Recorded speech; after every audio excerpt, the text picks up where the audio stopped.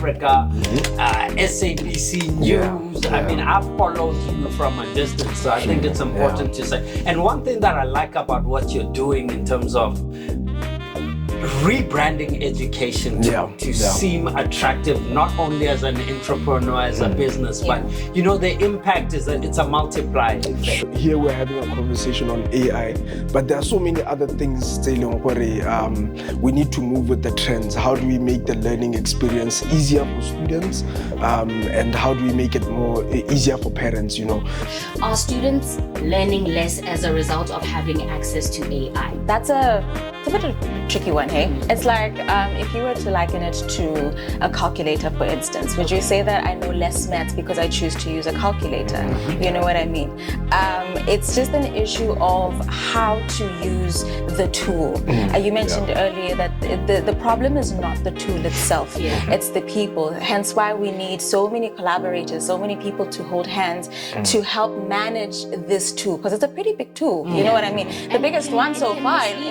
Yes. I mean, you have your ChatGPT, which is very general, of course, right? And how many times has it said wrong information, but confidently? You know what I mean? And that's why I do appreciate the AI that they have introduced in schools, because it's very education-centered. So now you know that your children are being fed what should be fed to them, you know what I mean? Instead of just anything and everything, garbage in, garbage out, you know. When you reflect, is AI a good thing? Is it a bad thing? AI is here to stay. What is there to learn from AI by teachers and by tutors? How can they use it as a tool to enhance the learning experience? Yeah, let me take this one. So very good teachers and educators. So AI prompting is now the in thing. It's like typing in the 99. If you are not typing, you are going to be left. Right now, you know, typing is, you can't not type, you get it. Now people would prompt, or back then when I was reading a textbook, I would take maybe the heart the way it is.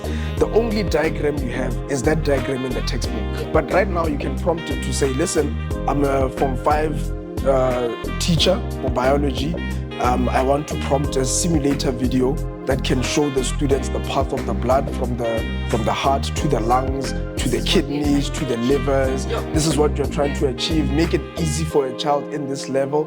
Then it will simulate that, that video. So Runa, back then, it's either you get it from that diagram or it's over. You get what you get. So that is one of the practical uses of, as an educator, how can you use AI to make a better learning experience? There's also the aspect of taking into account that we have neurologically divergent students. 100%. Right. So when you're using tools like that, it allows you to gain insight as to how best to teach them. Like we're talking about help me create a lesson plan or strategies so I can teach my student who has ABC issues so that they can better understand what's happening. You understand? So then we're not applying a one-size-fits-all Exactly. Which is actually one of the things that we try to focus on at Lion Tutoring, is that we acknowledge that there are different types of students, and therefore each and every one has to be given that priority so that they can all get to the mark that they desire. There was a time where we used to advocate to say, when is the entrepreneurship being introduced at a young age? Standard 3, standard 4, a child should be able to conceptualize that you're not going to go through this system just to get a job. You might need to go into entrepreneurship. Today, as we talk, it's still not there. But in other countries, it's long been so advanced that even in our private schools here, students have entrepreneurship day. They have standard 5, standard 6s, standard 4s. They're starting to learn how to enterprise. How do you set up a business? What are taxes? But those are some of the things the lethargy or the slowness of the government to act continues. Why do you think there's a high unemployment rate in our parts? It's because of the skills mismatch. Exactly, and just inability to move with the times. What are we educating our learners?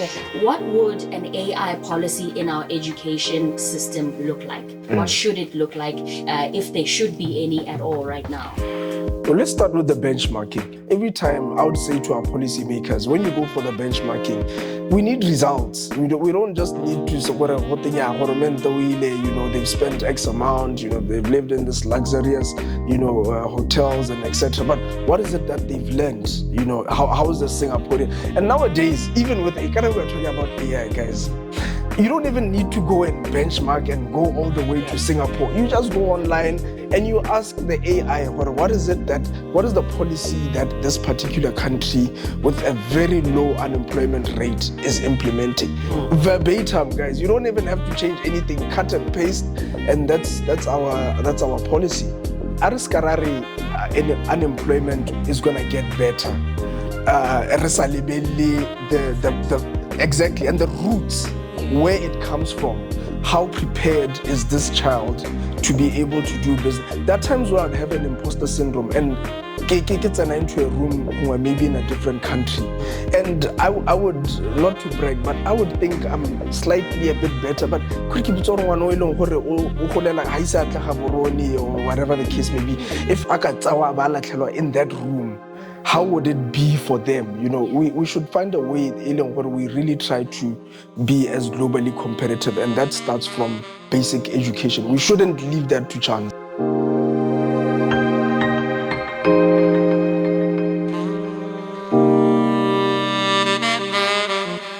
So we just came from a hot topic at GabzFM. We are talking AI, the trending most topic right now.